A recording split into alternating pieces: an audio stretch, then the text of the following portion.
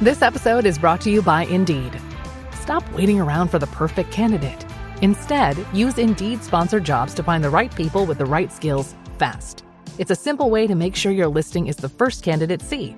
According to Indeed data, sponsored jobs have 4 times more applicants than non-sponsored jobs. So go build your dream team today with Indeed. Get a $75 sponsored job credit at Indeed.com/podcast. Terms and conditions apply. So, Justin. Yeah. How's life over there in the great land of where you live? Never been better. Yes. California right now and COVID and all that. It's we're living the dream. Well, at least we got our podcast. And I have to say, it keeps me sane being able to talk to all of our beautiful people out there. It keeps me social distanced. Precis, as they say here. Well, what's interesting is that for those of you who don't know, we started the show as a goof, literally as a goof. We were just like, hey, you want to do a podcast? We're like, yeah, why not? And then people started listening to it, which was weird. But even though I've been doing this now for how long have we been doing this now? 2 years? We're 2 years in June. So we're what is that? 26 months, 27 months. That's a long time. The world was a different place back then. And we started 1 month after my son was born. So that's a good metric for me to know kind of where we're at. Nice. I had a whole other wife and, sure you did. Different. I switched. I traded up wives even. So it's been a long. Well, that's one of the benefits of being a celebrity podcaster. So that is correct. But I got to tell you, despite the fact that I definitely have learned a lot, I feel like there's more to learn. So do you think that we can actually learn more about podcasting, like just the business in general, like maybe how to make money from this thing? Because we don't. Yeah, it wouldn't be bad to make some money from podcasting. Do you know somebody that could help with that? I don't. Do you? Well, as it happens, I know a guy, and I think he's in the top right or top left portion of my screen right now, that I think can really help us to leverage the power of podcasting and actually monetize the thing. No way. Well, let's hear what that this is brilliant. Let's do it, ladies and gentlemen. I'm Andros Sturgeon, and I'm Justin Womack, and we are the Marketing Geeks. Marketing Geeks. Pepsi Prebiotic Cola in original and cherry vanilla. That Pepsi taste you love with no artificial sweeteners and 3 grams of prebiotic fiber. Pepsi Prebiotic Cola. Unbelievably Pepsi. All right, everybody. Welcome to the Marketing Geeks. Justin. Yeah. Tell us about our fabulous guest. Yes. Today we have a very exciting guest because we're going to be joined by Steve Olsher today, who is a 30-plus year entrepreneur, but he doesn't look a day over 30. And he's the founder and editor-in-chief of Podcast Magazine. That's right. There is a magazine on podcasting, and he created it. He was the original founder of Liquor.com, which is pretty cool that he owned that domain. Creator of the New Media Summit, host of the top-rated podcast Reinvention Radio and Beyond 8 Figures. And he's an international keynote speaker and in-demand strategic coach who helps businesses of all sizes leverage the power of new media to generate visibility, leads, and revenue on autopilot. Whoa! So please welcome to the show, Steve Olsher. How are you, Steve? Woo! Hey, that is a beautiful introduction. I will accept. Thank you. I came up with it on the spot right there. you man, that was brilliant. Nicely done. That's why we've hired you to do this particular thing, Justin. Thank you. Steve, you seem to have your pulse on a lot of stuff before it happens. I'd like to get into your sixth sense, but I want to find out for our listeners who don't know who you are, give us a rundown and tell us a little bit about yourself. Yeah, Justin definitely covered it there, and I'm one of those entrepreneurs that literally has just had that in my blood since the time I was old enough to pick up a shovel and shovel some snow, or pick up a rake and move some leaves around. And people say that some entrepreneurs have the ability to be made. I don't know if that's true or not. I am of the mindset that I was always born as an entrepreneur. I don't think I could have ever done anything else. And yeah, man, just a really long strange journey over the years, and from DJing in clubs to opening up my own nightclub when I was 19, to, as Justin mentioned, liquor.com and putting a book on the New York Times list, and now being really entrenched in the podcasting space. And along the way, I developed about $50 million in real estate, and did some other things as well. So yeah, man, long, strange, fun, interesting journey. And did I mention that we're actually opening a funeral home for my wife right now in San Diego? Wow. Right. Not bad. Now, when did you when did you get into the podcasting realm? Because I know you launched the New Media Summit event. What was the first one? Was that 2013, 2014? So the first live event that I did technically was the Reinvention Workshop back in 2009. The next one was Internet Profits, PROPHETS Live, where we brought on folks like Vishen Lakhani and Brendan Burchard and Lewis Howes, and lots of different people took that stage over the years. And then in 2017, Justin, is actually when we did our first New Media Summit, which is an event where we give attendees the opportunity to take center stage and pitch top podcasters on who they are and what they do, and they literally get booked on the spot. And so when did you first start covering podcasting? Because even in 2017, you're pretty ahead of the game at that point. And I know, we know each other pretty well, but back then, the number of podcasts that were out in the world were pretty low. I think you probably know those numbers precisely. Sure. But what brought you into the realm of podcasting? Where was the opportunity that you were seeing there? Yeah. So interestingly enough, the first podcast that I actually produced and released was in 2009. So way back in the day. Just always been, for me, radio's kind of always been like a holy grail. Like I've just always had an affinity for radio, and that would have been my dream job for a long time. If I could have had the opportunity to have a morning zoo type show or just do something, on air as a radio disc jockey, that would have been a dream job for me. If you had asked me what I wanted to do in my teens and early 20s, that's what I wanted to do. So it would have paid less, though. It would have paid less. And it depends. Howard Stern and others have done fairly well with this thing called radio. But at the time, so way back when, again, in my late teens and so on, I just have always, and Andros, you mentioned this, and I don't know if it's a gift or a curse or what, because I've actually found myself to be too early into things quite often. This was one of those things where I was really early into the space.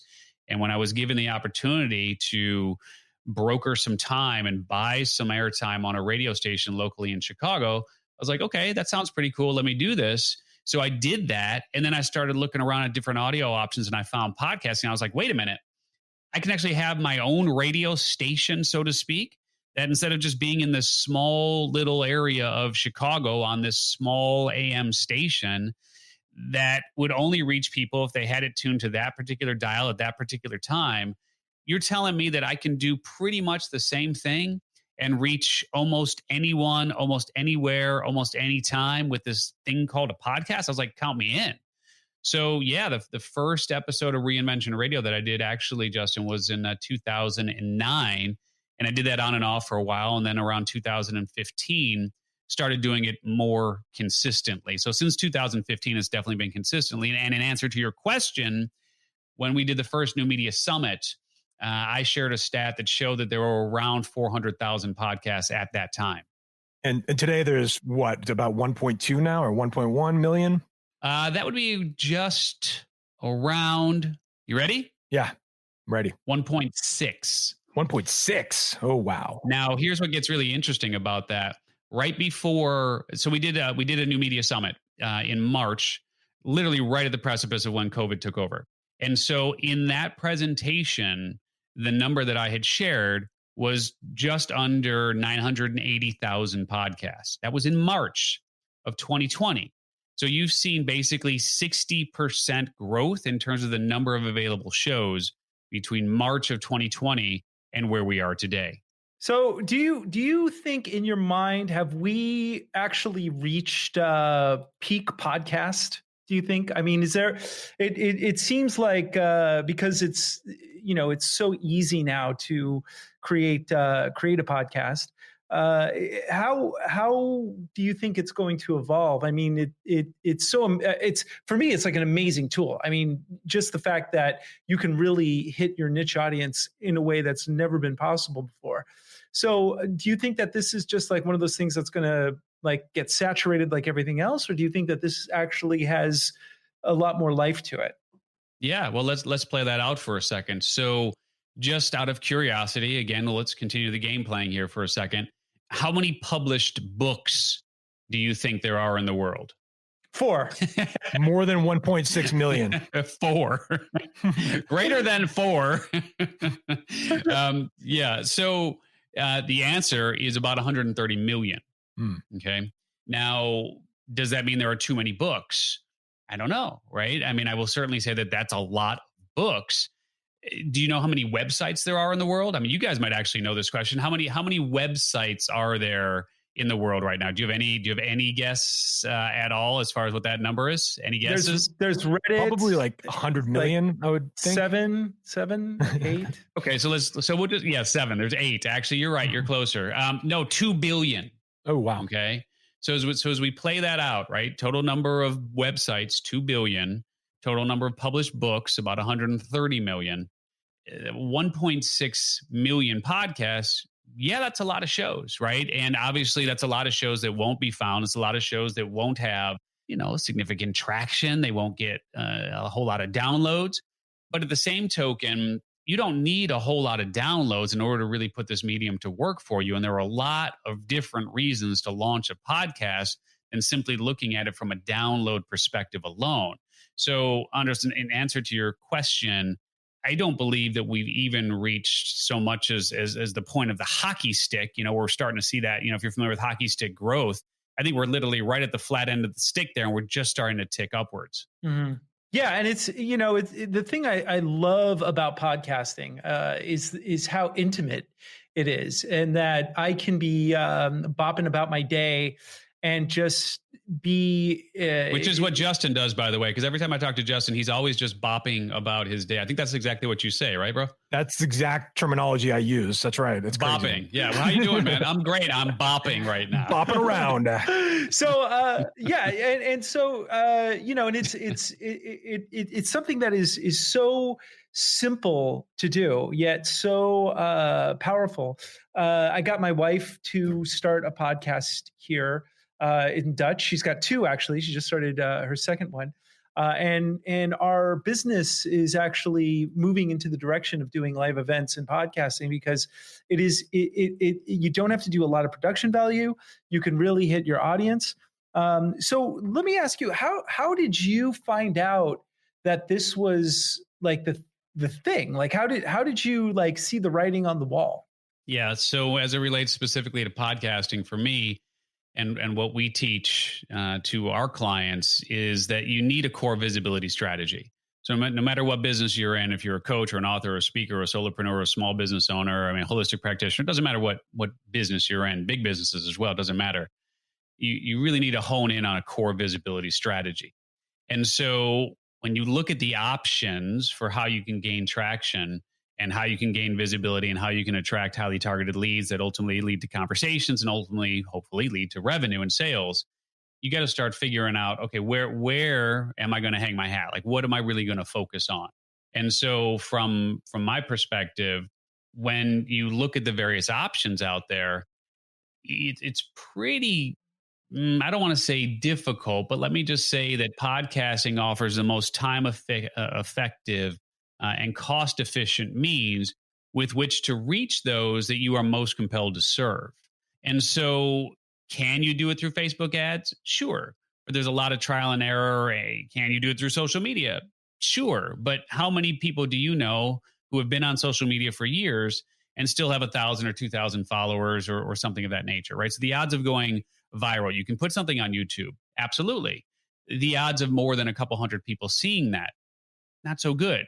Even the smallest, using that terminology, which I don't really like using, but even the smallest of podcasts can pretty much count on up to 100 downloads per episode, right? And we're not going to, we can't get into the numbers here, but just know that that's pretty darn average. That the majority of about 50% or so of the podcasts that are released will reach about 125 downloads. And I just want to add that when you're talking about like a core visibility strategy, I think learning modality comes into this a little bit. Like some people are going to be favoring audio, some people are going to be favoring video, and some people might favor writing or like blogging. But then we look at like, okay, podcasting might be saturated, quote unquote, to some people. But we're talking about 1.6 million podcasts. I know that there's a lot more blogs and a lot more YouTube channels than 1.6 million. And we're talking very, very high numbers. I don't have those numbers in front of me, but they're hundreds of millions, if not billions of, especially blogs. And I'm pretty sure YouTube channels are at least hundreds of millions of YouTube channels. So when we're looking at the options of like how I can create a content strategy that's going to bring out value and kind of give me visibility, I think podcasting is still the go-to one because it's still early in the game as far as I'm concerned. And I know Andros had brought up like that. Yeah, it's got some people around it now, but I agree with you, Steve, that I think we are on that hockey stick trajectory. And there's still a lot of room for growth. I mean, I remember back in 2011 or so, I was thinking YouTube was saturated, and I was wrong because look at it now. Yeah, yeah. Thank you, QAnon.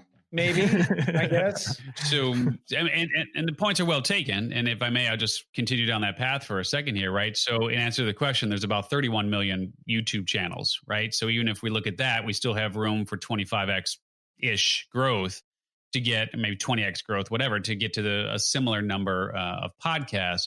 But again, just to close the loop on the number of downloads, what we believe and what we have found is that your numbers really don't matter. I mean, in terms of the number of downloads that your show gets, if you understand how to leverage the power of podcasts, to use a podcast as a tool with which to attract your most qualified, most highly targeted prospects, if you will, it can become quite a lucrative initiative for you if you understand what it is that you need to do in order for that to happen. And what most people do is they get caught up in the numbers in terms of the number of downloads and so on. And that's okay. And I get that. And I see why that's important.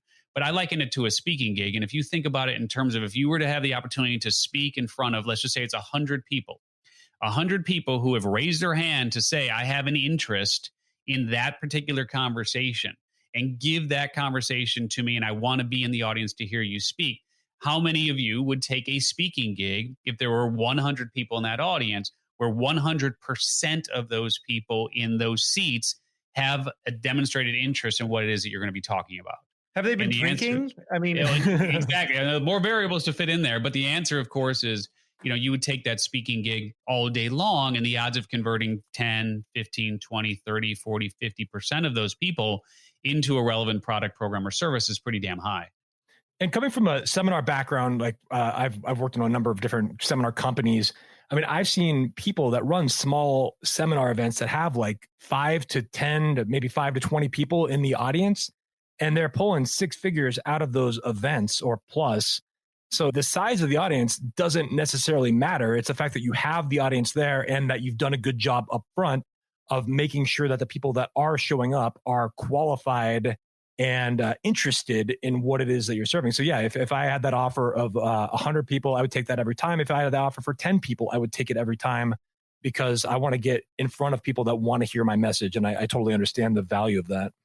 Well, I want to, because you touched on something, and I want to talk about this, which is how to leverage your podcast. Because it's one thing to have the podcast and just like, do a lot of, verbal diarrhea into a microphone, which Justin and I have become very adept at. But what are some of the mechanisms that people are not using or should be using to leverage their podcasts so they can, maximize what they're doing? Sure. And really it all begins with understanding that there are very, very, very few people who can turn a podcast into a business, right? I mean, if you look at somebody like a Joe Rogan or a Dax or, Dave Ramsey, et cetera, right? There, lots of different people have the ability to turn that podcast itself into a business because the numbers are there. And oftentimes you see people who are able to do that, they're bouncing people from one area of their ecosystem to the other, right? I mean, when Will Ferrell launched season 2 of the Ron Burgundy podcast, he was on Jimmy Fallon, Jimmy Kimmel, and Colbert all on the same night, flying coast to coast to be able to do that, right? And so for for most mere mortals, you're not going to have that sort of visibility. You're not going to have that sort of exposure. If you have those sort of numbers, then look, you just go to sponsors, you go to advertisers, they throw ads there, you do some direct reads, host reads, and you make some really good money because it's CPM. It's a cost per thousand situation where someone's willing to pay you 20 or 30 or 40 or 50 or $100 per thousand, depending on who your audience is. You get 10,000 as $1,000, per episode. Bam, there you go. Okay, whatever. Most podcasters are not going to get to those numbers. And so what we teach and what I believe in is that there is a way to leverage what we call the business of podcasting, as opposed to looking at podcasting itself as a business. And so to our way of thinking, if you think about a tree and you've got the trunk of the tree and the roots, and then you've got obviously the branches and so on that come off, podcasting really is just a branch on your overall business tree. And so what needs to happen is, if you're going to look at your podcast as a tool with which to generate leads and revenue, you really have to keep these 5 words in mind. And these are the 5 words that I preach over and over again to anyone that will listen. Do not touch the bears. Do not touch the bear. Do not touch. That's good. That's 5. Exactly. Yeah. So after you avoid touching the bears, then think about everything starts with the offer, right? Everything starts with the offer. And so what happens is, now just to your point, you get all these folks who have these shows and they're just kind of diarrhea of the mouth and just going and going and going. And they don't ever really stop to think about, what is the real intention here in terms of why I'm creating this show? How does it fit into the overall business that I'm looking to grow here? And what do I need to do on that show in order to lead people to the conclusion that they should be having a conversation with me or someone on my team? And ultimately, that conversation leads to whatever that last step is on the path, as we call it, the profit path that they've created. And so when I'm saying everything starts with the offer, what I'm really saying is everything starts with the last step on that profit path, which ostensibly is the last step that someone can take with you in terms of investing in a relevant product, program, or service. So just think about it in terms of your highest priced offering. So let's take an example. Let's say that you had a marketing podcast, and it had like 7 listeners, let's say. Very loyal, though. Very loyal 7 listeners. What would you recommend the best way? Like, what would be the next pivot to monetize that, or to create some sort of way to create income around that? Yeah. So number one, obviously, as we discussed, you start with the offer, right? So what do you actually want people to hire you to do? Right. So that's step number one. You have to design that. You have to lay out in terms of what it is, what's included, and what it's going to cost if someone's going to invest with you, right? So you have to start with creating whatever that offer is. And typically, I recommend starting with whatever that highest priced offering is, the one that maybe 2 or 3 or 4 or 5 people a year might have the wherewithal to say yes to. And you need that, right? Because it's a price juxtaposition. You need to be able to demonstrate to people, hey, if you want to hire me for a VIP day, it's $25,000. I'll come in, I'll do X, Y, and Z. Or if you want to work with me in a group coaching setting over the course of a year, and we'll do this, that, and the other, it's $25,000 a year. So it's up to you, right? One day with me, we'll dig in deep, or a full year and blah, blah, blah, whatever it is. It's just creating that price juxtaposition. So start with whatever that core offer is. Then work backwards from that in terms of creating other relevant products, programs, and services that meet people where they are. When you then have your show, what I would do if it were a marketing show is, talking to people like me is great, and I appreciate the opportunity to be on the show. Frankly, I think it's a huge miss for you guys. Like, if I was your coach, I would never have someone like me on the show because I'm fucking smart. Can I swear? I just swore. Yeah, so, you can. Thank you. So the point being, if I do my job here as a guest, people who are listening are thinking to themselves, man, I want to, take my podcast to the next level, or I want to be in Podcast Magazine, or I want to do blank, blank, blank, or all the fun things that we're going to talk about. As far as I'm concerned, they're going to connect with me. They're going to come into our ecosystem, and eventually we're going to find the right product, program, or service to enroll them in. So you're basically giving me your audience, which is great and appreciated. And thank you for that. And if, you want to work together, you can reach me at, I'm just playing. But that's ostensibly what you're doing. What I would do in your case in a show like Marketing Geeks is I would advise you to actually do the opposite. which is I would advise you to bring in people who have marketing problems, assuming this ties back to your offer, right? Again, it depends on what your offer is. Your offer might be nothing. You just want to have this great podcast that people listen to, and there you go. Okay, great. But assuming that you actually want people to hire you to do a certain thing, I would bring in people who are having a problem with that thing. I would help them with that. I would solve that for them. I would demonstrate your brilliance and your expertise.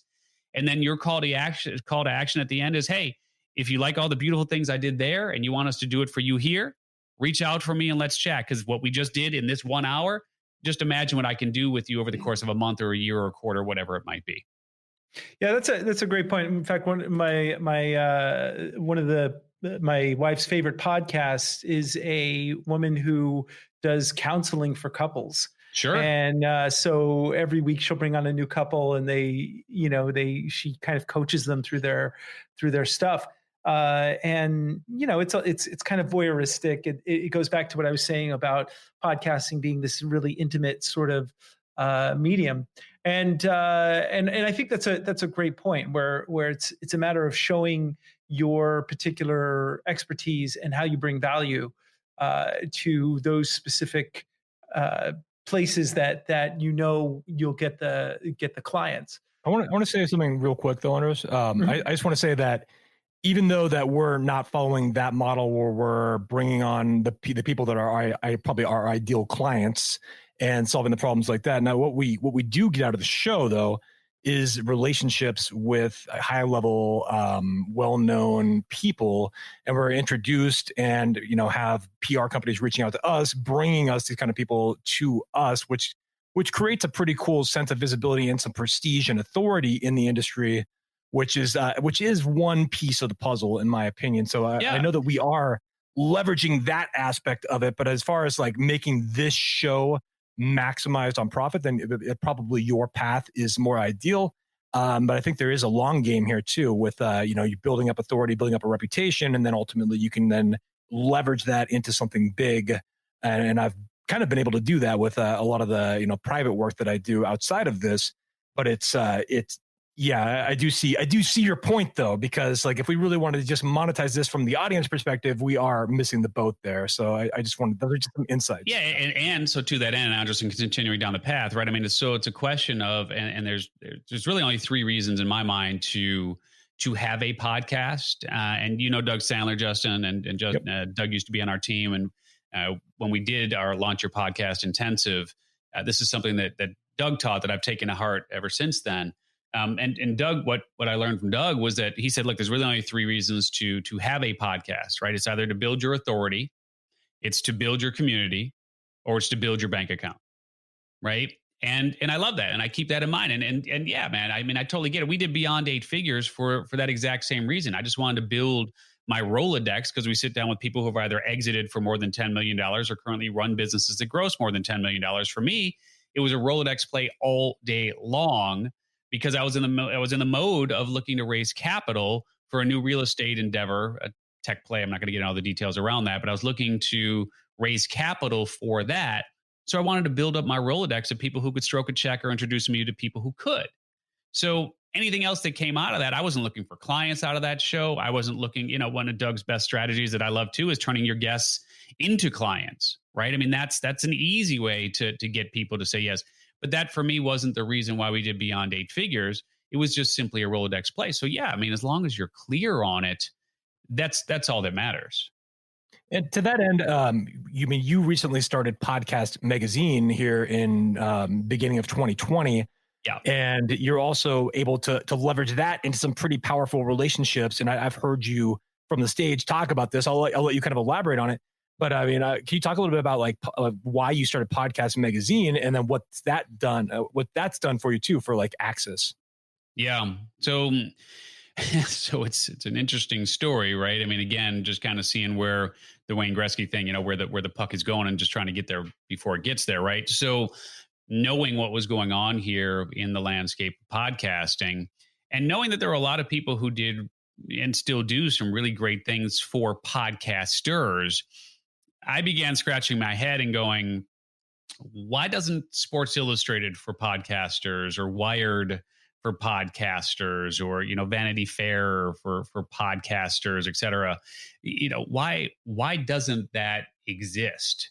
And I knew that, look, if I was going to be serious here about answering the fundamental question of what conversation do I most want to be a part of, and I think that's the fundamental question that every entrepreneur has to be able to answer, which is, what conversation do you most want to be part of, right? From the standpoint of, you have to be able to narrow down. Like for you guys, that conversation might very well be marketing, right? Like you most want to be part of the conversation. When you think about it from the standpoint of being a part of that conversation, basically what that means is you want your name to be entered into a conversation, regardless of whether or not you are there physically to put your name into that mix. So in other words, if people are talking about marketing, you want them to go, oh man, you have to listen to Marketing Geeks. You have to check out what Justin and Andros are doing. Like you have to, if you want to learn about marketing, those are your guys, right? So for us,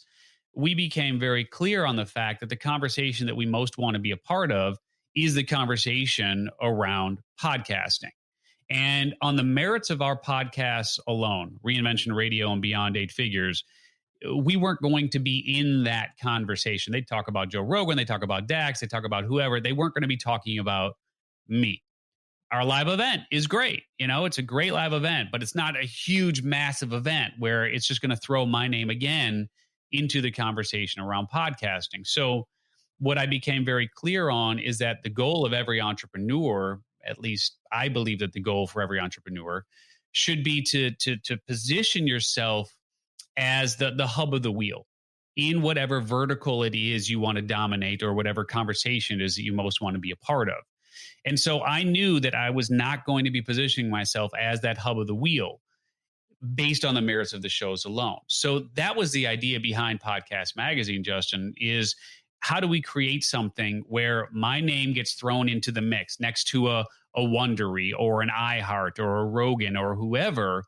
And, again, frankly, it wasn't going to happen with the path that we had forged. So it was a combination of being able to answer that fundamental question of what conversation do I most want to be a part of? Well, podcasting is that conversation. Then how do I make that happen? How do I become the hub of the wheel? And how do I position myself in the vertical so that every piece of that vertical puzzle connects directly to something that we're doing? And so if you think about what we've done here then with Podcast Magazine, it really does exactly that. And yeah, man, it's opened doors in ways that we never thought were possible. I couldn't get Katie Couric to come on a Reinvention Radio. I couldn't get Adam Carolla to sit down. I couldn't get Jenna Kutcher to answer my emails. I couldn't get, Dave Ramsey to invite me into his headquarters there and tour me around person. Like none of that was happening until Podcast Magazine. And because we decided to go down the path of consumer facing and allow the industry rags and the people that are doing great things for podcasters to continue that path, we really created our own blue ocean of opportunity here and created that category of one. And as you've seen firsthand, it's truly made all the difference. Yeah. And what I love most about it is, again, the people that you're getting access to, because those are big, big names. I mean, these are like celebrity level, Hollywood, almost Hollywood level names. I mean, like sure. Adam Carolla's, been on TV. A lot of these bigger name people. I mean, they have massive platforms, massive visibility, and it's tough to get their attention. So it's to kind of watch this unfold and watch Podcast Magazine mature has been pretty fascinating. It's like a case study, and I love that you're able to get that access to these people. What is your, now that you kind of have started to build the Rolodex of podcasters, what's the next kind of aim for Podcast Magazine, would you say, beyond becoming, because you're now becoming kind of like what you're talking about, you're becoming the hub, you're becoming the conversational centerpiece. So what's next? Yeah. And so just to be clear, one of the things that we always have envisioned for the magazine and was one of our mantras moving forward is helping to solve the discoverability issue, right? Because while we love having sit downs with, these top name people that the industry sees and knows. And as you said, these are folks who have a fairly solid degree of celebrity status. we don't necessarily need to give them any more visibility, but it's definitely something that adds for our credibility and our authority to be able to sit down with them. So one of the things, though, that we knew going in that we wanted to do was we really wanted to try to level the playing field as much as possible for, as many podcasters as we could possibly help, from the standpoint of, look, you have this ascending spiral in the world of podcasting, right? Where the popular shows end up in the charts because they have the most ratings and reviews and subscribes and downloads. And so they end up in the charts. So as more people become familiar with podcasts or are looking for different shows to listen to, they go to the charts.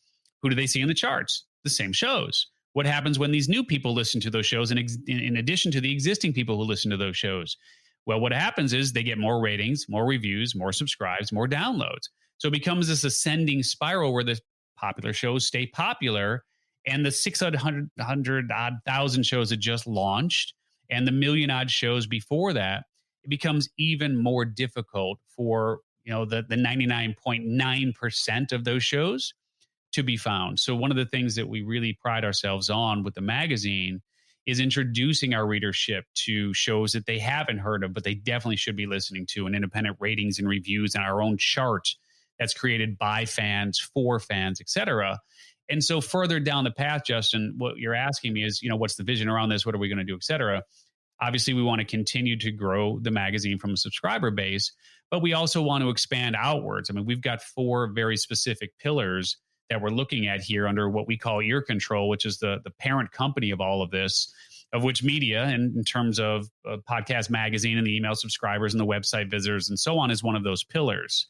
We're going to do a live event, right? I mean, we did the New Media Summit. Now we're going to expand it into more of a consumer-facing live event. Think Comic-Con-esque meets the New Media Summit, right? And really grow a large consumer-facing live event. Second pillar. Third pillar is we're going to launch our own podcast. We're starting with the Hot 50 Countdown, right? So if you love American Top 40, you'll love the Hot 50 Countdown, right? Because we're doing something very, very, very similar with that. Again, based on podcast fan voting. Where do you vote? You vote at podcastmagazine.com/hot50, right? So it all becomes very circular. And then the fourth piece is technology. And we're actually in the process of developing an app that will help solve the discoverability issue, both for podcasters who can't gain a lot of traction and for podcast fans who don't necessarily have the best processes in place for finding new shows that they haven't heard of, right? So that's the bigger vision. And Podcast Magazine, of course, is a really important component of all of that. What about voter fraud? Are we worried about voter fraud? I hope so. Vote early, vote often, and yeah, you know what? Let's. I would love for you to stuff the ballot box. Have at it. So tell us now. You bring up some interesting points because it's basically. I mean, one of the things I love about just doing podcasting in general is, as you were saying, getting in front of 100 people, but those 100 people really want to hear exactly what you're saying. So it's almost, in a sense, it is almost impossible to saturate the market because everyone's voice is absolutely unique, and you can do amazing things with podcasts. In fact, for years I've been struggling to write a novel, but I always think cinematically, and creating a movie or a TV show is like that's a little bit out of my reach. But now lately I've noticed that like Netflix and some of these other Amazon, they're picking up programs and creating programs from podcasts. Oh, yeah. So now I'm thinking like, wow, it's a much lower bar to create some audio entertainment that someone can just like listen on their drive. And so the thing that I'm writing now is I'm thinking of it as a podcast, because it's not just like doing a show where you're just talking, but you can really do so much with this medium. It's quite amazing. And for context, his father was a science fiction writer, Theodore Sturgeon, a pretty famous one at that. So this man has roots in the authorship. He needs to be a media producer. Yeah, my mother was also on the radio, and unfortunately she died last year. And she regretted the fact that she couldn't get back on the radio. And I do wish that she was still alive for just to be able to run her own show again would be amazing for her. Although I'm also glad that she's not around to see the dumpster fire that has become our planet over the past, few years. But so we're. Well, let me speak to that just for a second, if you don't mind, because you're bringing up a great point. I literally just sat down with Laura Beale yesterday. Does that name ring a bell for you guys, Laura Beale? It's not. Who is that? So she's the voice behind Dr. Death and Bad Batch, and she's done. Heard of all those? I have not listened to them, but I've heard of them. I know they're very big podcasts. I'm aware. So yeah, for sure. And Dr. Death was optioned, and Alec Baldwin's involved with I forget who picked it up, but the reality is there's been 80 million odd downloads of Dr. Death, and man, I tell you, you hit that certain level of popularity and then amazing things happen. And absolutely. I mean, that show got optioned, that podcast got optioned into a TV show. And what's really interesting about that discussion with Laura is she created this great show and was hired to do so, but didn't actually carve out any sort of ownership piece for her. So what I would ask you to really think about here, and Andros, honestly, you could take your dad's book and you could read it, right? I mean, like that could be a really interesting podcast. Just go through it chapter by chapter, but really think in terms of long term here, because to me, again, thinking about the business of podcasting as opposed to a podcast as a business, there are much bigger fish to fry here if you can get into that realm of full-blown film and TV production and optioning off these creations. So what I would just I'm pointing this out to you only to say that a lot of people just think of podcasting as this cute little cottage industry, and there's these audiophiles who love this, and it's just like this cute little thing. But the reality is there's real money being made here. And so, but to that end, very few people will make real money doing what you and I and Justin are doing right now. The real money actually, and let me ask you this, do you know, gentlemen, off the top of your head, what is the single most popular category for podcast fans in terms of, when you think about society and culture and health and fitness and history and science and true crime and sports and true crime news and all that? Yeah. I was going to say true crime would be my guess. Yeah. I mean, head and shoulders above, right? I mean, true crime is head and shoulders above in terms of popularity and downloads and whatever, just every other category. So if you're thinking about it in terms of, let me do something that gives me the greatest potential for turning this into a real return and making some real money for this, listen to the shows that are actually making real money, right? Like do your homework and look at what's going on there. And the apple doesn't fall far from the tree. So there is real money to be made. And even in your space, man, even just reading that book, if people aren't familiar with it, it will sound to them like this incredible new story that they haven't heard of before. And little do they know that it's just you reading this book. You know what I'm saying? So there's a lot of interesting opportunities there. And that's my point, is that the way that the things that you can do with a podcast are quite stunning. Like there's no real end to the types of things that you can do. It's not just the creativity.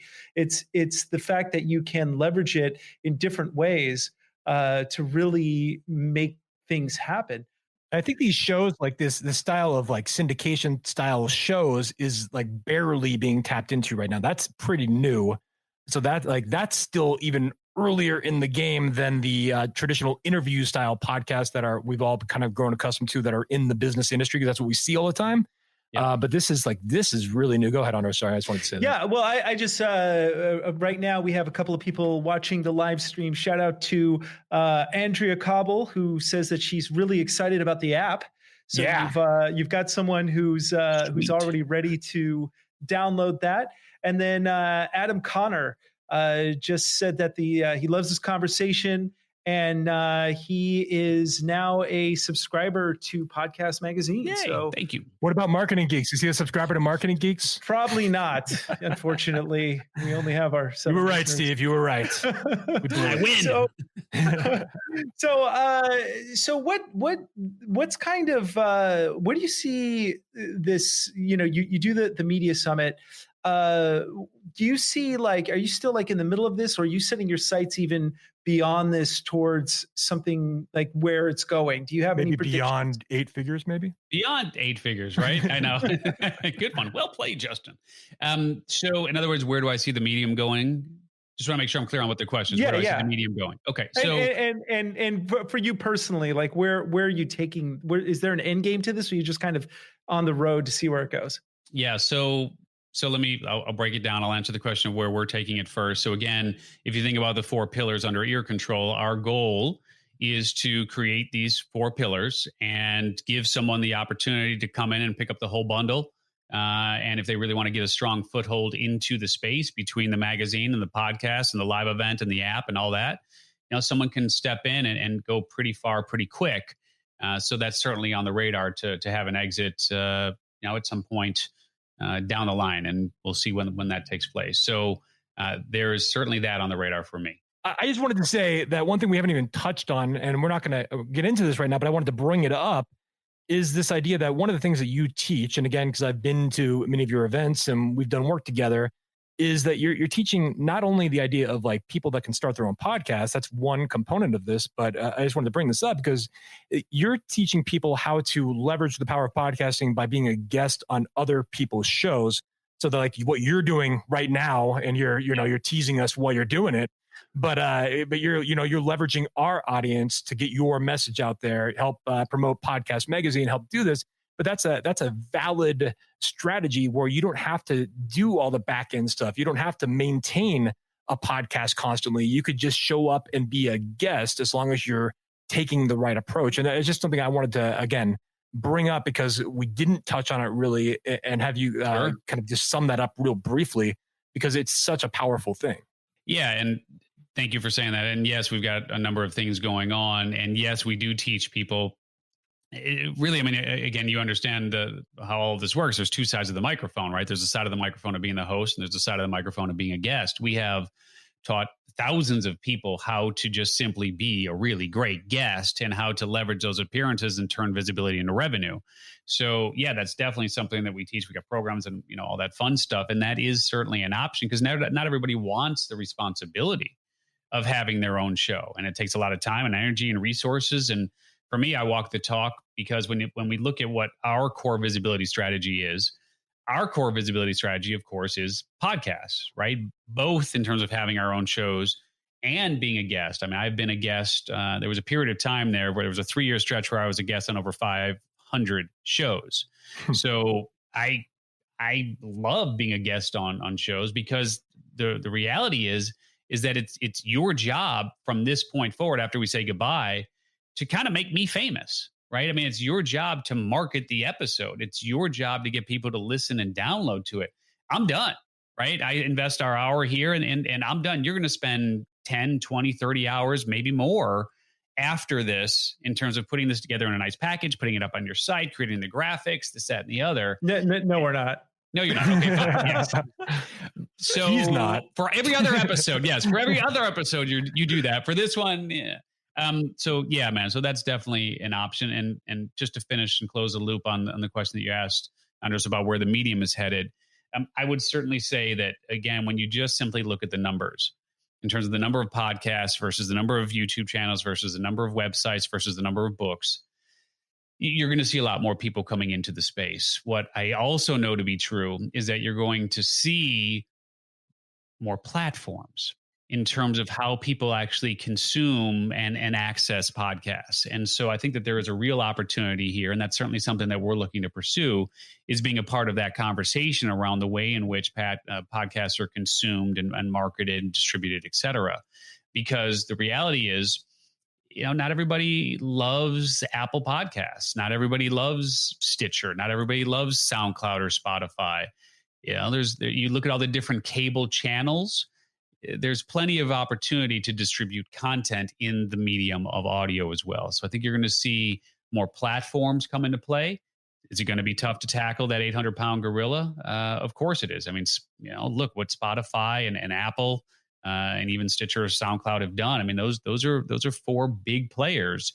But I do think if you were thinking about, well, can I create something?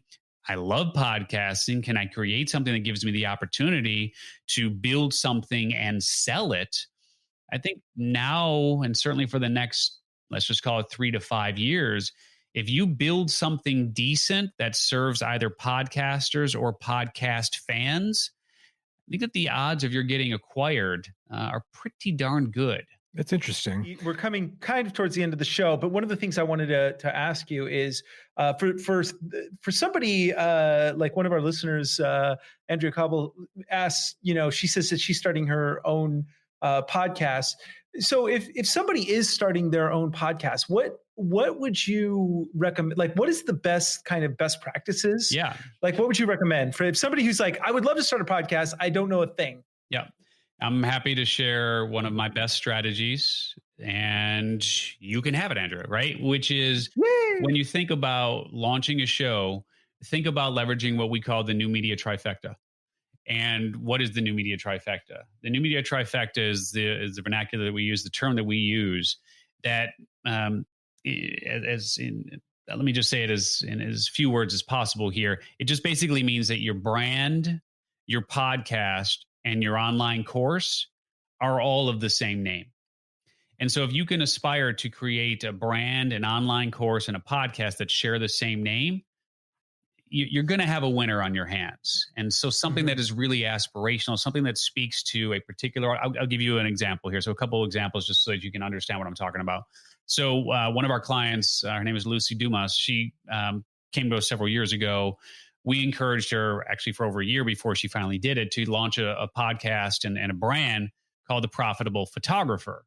That's what she does, is she helps photographers create, profitable businesses. It's a very niche audience, as you can imagine. I mean, she doesn't get a heck of a lot of downloads, and we actually helped her launch that show called The Profitable Photographer, but it doesn't matter. I mean, if she gets 50 downloads in an episode, these are people who are photographers who want to learn how to create a profitable photography business. So again, 100% of the people raising their hands, 100% of the people saying, I want to hear that, 100% of the people pulling that episode and listening to it, right? So the brand is The Profitable Photographer.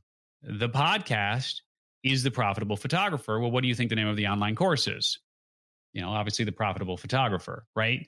And so, wow, thank you, because you were gonna, I guess something totally different. There. I know I had you stumped there. So if you can aspire, Andrea, to create something that meets the criteria of the new media trifecta, it's going to help you immensely to really hone in on who your most ideal target, person is. Think about it in terms of creating highly targeted leads, really attracting those that you're most compelled to serve. And then everything that you build supports that initiative of helping to create, in Lucy's case, profitable photographers.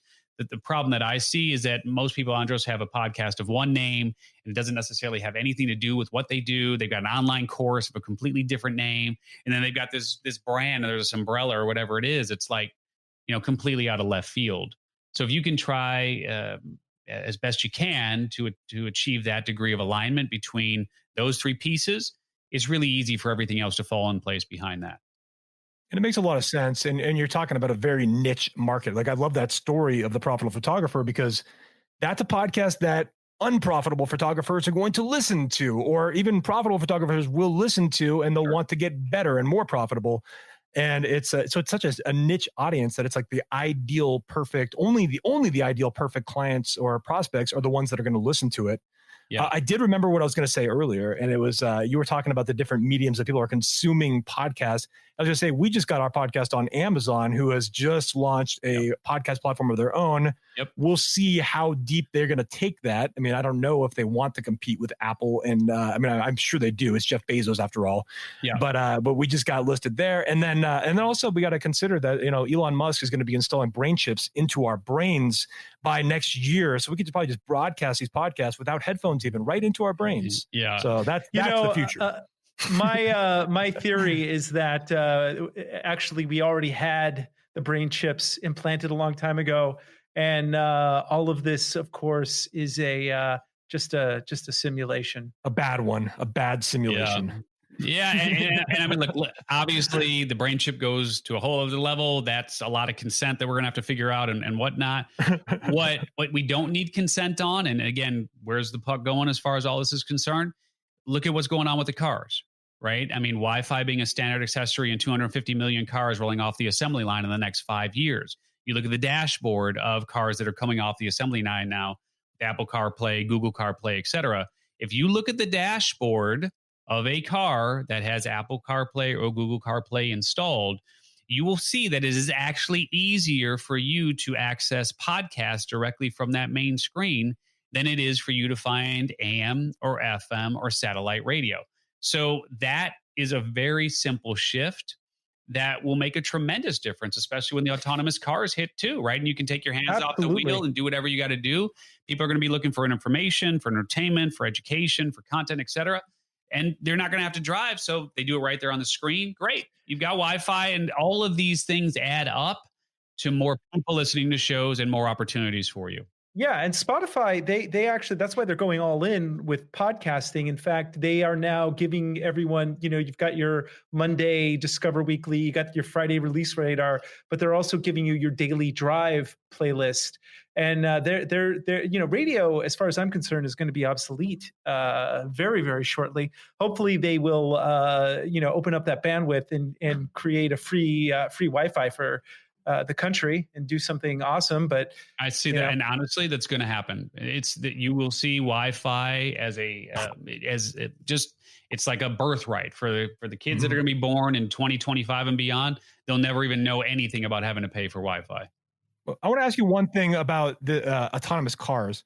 Is video a threat to podcasts? If we have autonomous cars, we don't have to look at the road anymore. Yes. Do you think that video could be a potential threat when that rolls around, at least for that consumer, for the traffic portion of the audience that listens in the car? Are they going to be more prone to watch video? Do you see video podcasting as something that's viable? Because right now, video podcasting exists. You can have a video podcast on Apple Podcasts. You can have it on Spotify, I believe. Yep. But it's very small percentage of shows actually use it, and it costs more. We're converting this to a video podcast. Yeah. And so to that end, actually the app that we're developing, and Justin, obviously we'll go much deeper on this since, and for you guys who don't know, Justin and I actually have, we've known each other now for a while. So appreciate the opportunity to be on the show with you, Andros, as well. But Justin and I have talked about this quite extensively, and we'll continue to, but that's actually part of what we're doing with the app is incorporating video into that, because vodcasts are for real. And you will see those continue to grow in popularity. And a lot of people say, oh, you can't create a podcast if you're doing video, and, either create a video or create a podcast. Well, yes and no. You can create a really great podcast that is audio only if you're thinking about it from the standpoint of a Dr. Death or something of that nature. An interview is a different story. A soapbox episode is a different story. So there are certain types of podcasts that don't translate well to video. And there are certain video vodcasts, if you will, that don't translate well to audio. So you just have to be really aware of what translates from one medium to the other. But there is no doubt in my mind at all, Justin, that the inclusion of video is an absolute must for the majority of podcasts and those shows moving forward. Absolutely. Yeah. And that's that. Like I said, we're now in the place where we're transitioning to doing both, where we're live streaming our interviews as we are right now, but then taking the audio and turning that into a podcast. And so having two different vectors. But there is a distinction. I just want to make a distinction real quick on that, Andros, because there is video podcasting itself is a thing where like you can actually be listed in the Apple Podcast app as a video podcast. And what we're doing is we're creating videos separately. We're putting it on YouTube. We're putting it on Facebook. We're putting it on LinkedIn. We're simulcasting. But this other element does exist that is the video podcast that is a little bit separate. So I just wanted to make that distinction because that's another component that I'm curious if that becomes a bigger thing in the future, the actual video podcasting and the hosting part, all that. versus just like everyone that's just posting on YouTube simultaneously. Yeah. And there's a time, and I'll just simply say that there's a time and a place where audio as a standalone makes sense. I mean, certainly if you are vacuuming or if you're moving around or you're on a bike, I mean, if you're, running, biking or running or exercising, I mean, depending on what you're doing, obviously audio only is the most logical option for you. But the number of places, so to speak, where audio only is a necessity is certainly decreasing. Yeah. Well, we've got to wrap up the show. This is absolutely amazing. I could definitely do another hour. But Steve, will you please come back on the show at some point? Hey, it was really hard for me to get on once. If I'm going to be invited back, I'd love to join you guys again. Just name the time. Yeah, you got to wait for another guest to cancel, and then they bring you on. That's I'm happy to be that. What's the there's an old Chris Rock backup, the understudy. Well, Chris Rock says it a little bit differently. He calls it something else in a glass, but I'm happy to be that guest in a glass for you that you just got to break in case of emergency. But yeah, there you go. Perfect. Well, before we go, we always do a lightning round of what everyone's geeky about, and it doesn't have to be business related. It could be a TV show, something you're binge watching, a book, hobby. What are you most geeky about right at this moment? Yeah, I mean, God, I'm still 20 odd years later. I'm still obsessed with Brazilian Jiu-Jitsu. I've been training Brazilian Jiu-Jitsu off and on since the year 2000. Injuries, this, that, the other, life, whatever. But I am literally on the precipice of getting my black belt, and there's just no stopping me until I get that. And I'm literally like right there. I used to train martial arts. I haven't done that in quite a minute, but I've been thinking about getting back into it. But I knocked out my teeth in a bicycle accident, and so I keep. It's like, I just don't want anyone to. Well, I don't want anyone to hit me in the money. You call yourself a man? So cool, man. Justin, what do you got on geek? I've never really gotten into martial arts, except I love watching like the UFC and I love watching mixed martial arts. But I did wrestle in high school, and I was a very average wrestler. I was not even that great, but it's all good. I won some matches here and there, and I every time I would win a medal, I'd wear it around school too. And I think I saw you wearing one of those the other day, right? That was that. Yeah. I got it. Now I know what that is. Yes. But I guess geekiness, I haven't really had a lot of time to consume a lot of content recently. But I'm still stuck on the social dilemma is the thing I keep coming back to, but that's like the one that like I just recently watched on Netflix. It's kind of stuck with me. I keep I want to try to get some of those people from the movie onto this podcast. That's our next goal, is to bring some of them on here so we can get some additional details, the story behind the story. So that's what I'm geeky about right now is getting those people on this show. Yeah, and we've definitely had some unique guests, and we want to continue to do that. And I just want to also mention to anybody who's listening to the podcast or watching us on live stream, please just follow the Marketing Geeks page. We do a live episode every Wednesday night around 8:30ish, or Wednesday day, depending on where you're listening from.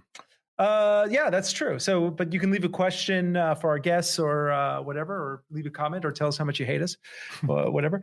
But as far as my geekiness, actually, what's funny is they recently changed Audible, which is owned by Amazon. Mm-hmm. And they've given you kind of like a Netflix sort of thing, like an all you can eat, like some of their books are available for free. A good chunk. And it's a good chunk. Yeah, pretty good library. And so I have spent a long time like building up my library. I have like 200 books now that I've been listening to. And in fact, right now I'm listening to Edward Bernays' Propaganda. And I got that one it's on my app. That's on my list. Yeah, it's fascinating. Man's Search for Meaning. I listen to T.C. Boyle, who's one of my favorite writers, has a few books on there. My dad actually has a few books on there, and also I've been getting my son, who just turned 6, into listening to audiobooks. Whenever I picked him up, he would always want to play games like Angry Birds in the car. And lately, I've been like, nope, you get an audiobook. And so he just looks out the window and listens to his audiobooks. And so. Well, let me tell you this, hoarding is a real thing, even with digital media. And I have a problem. I have too many books, and I'll never get to catch up now because I put too many on there. So I spend more time probably looking for the next book I want to listen to than actually listening. So that's something I got to work on, is actually just Stop searching, start listening. Yeah. That's all I'm a digital hoarder too, so please burn my hard drive when I die. That's all I got to say. So, Steve Olsher, everybody, thank you so much for being on the show. Any last words to leave us with, Steve, as we wrap up here? Yeah, where can we find you? Is there you have any upcoming events? Look, easiest thing to do. I mean, we've been talking about Podcast Magazine. We'd love to give you guys a free lifetime subscription as our way of saying thank you for sticking with us all the way through an hour or however long we've been here. So for you who is still here with us, thank you. Podcastmagazine.com/free. We'll give you access to a lifetime subscription to the magazine. We'd love to have you join us for the ride. You earned it. You stayed on for over an hour. Yeah, right. Steve Olsher, everybody. Thank you so much. Thank you so much. I think I don't know. I think this podcasting thing is going to catch on. What do you say? Maybe we should think about doing it. Yeah, I mean, I'm inspired to start a podcast after listening to Steve. So, I mean, that's what I took away from this is we need to start a podcast. It needs to have the same name as our course and websites, and that's what we need to do. That's our path, man. I got a great title. What is it?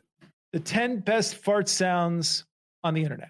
It's very niche. That's very niche. I do like niche, and that is niche. You got it, man. That's it. That's it. That's a winner. I think so. I think actually between listening to 10 Best Fart Sounds and Marketing Geeks, I don't know if you had a choice. The 10 little known best or something like that, or the 10 hidden best. 10 hidden 10 hidden farts that you can't smell. I don't know. You know what? Ladies and gentlemen, we bring high-class entertainment to your eardrums. Each and every time we're on the air. And now to your eyeballs. So go to the Marketing Geeks page on LinkedIn. We're going to update stuff on a regular basis, let you know what guests are coming up. You can be part of the program now. So you can ask questions while you watch, and we will ask our guests, or just, tell us how much you hate us or how much you love us. But even leave reviews on Apple Podcasts, which we would really, really appreciate. That would be sweet. Justin, anything else you want to leave us with? Any particular words of wisdom? Just that, over the last week, I spent 26 hours driving to Boise, Idaho and back. But I'm back. Quite a drive. Did it during COVID, and so far so good though. I don't think it caught anything. No, well, we'll see. Are you self-quarantining, or you always self-quarantine? Naturally, I'm a natural self-quarantiner. Well, stay safe, stay healthy, everybody. Marketing Geeks love you, and with that, we're the Marketing Geeks, and we are out. But most importantly, stay classy. Marketing Geeks, come on, bring your friends. We'll learn marketing from distant lands. Andros Sturgeon and Justin Womack, the fun will never end. It's Marketing Geeks. Marketing Geeks.